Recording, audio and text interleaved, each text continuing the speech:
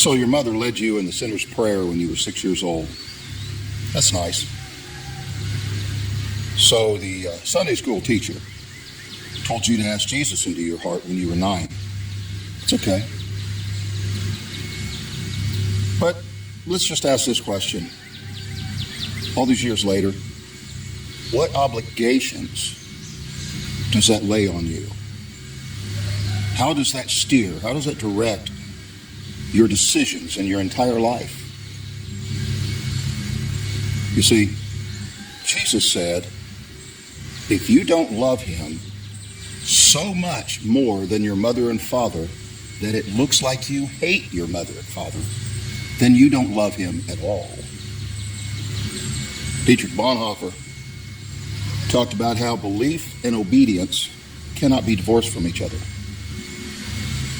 So if you don't believe, it's because you don't want to obey. And if you have a problem obeying, it's because you really don't believe.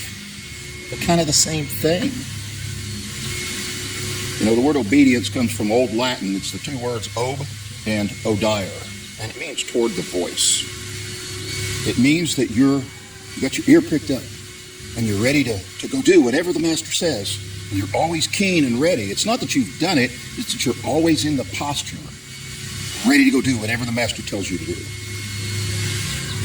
But would you say your life is more like that child that's in the next room playing with the toys and mom's calling you to come do something and you don't hear because you don't want to stop playing with your toys?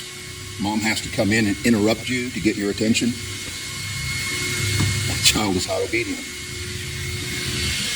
Would you say that's like you? Well, let's think about Bonhoeffer and his obedience and his belief and what it meant in his life to love Jesus. Bonhoeffer was executed. Hans and Sophie Scholl were executed by the Nazis. They put Sophie Scholl in the guillotine and laid her in face up so she could watch the bloody blade fall. You say you love Jesus. Are you ready to do that? Are you ready to face the possibility of that in your obedience to him? If not, don't bore me by telling me you're saved.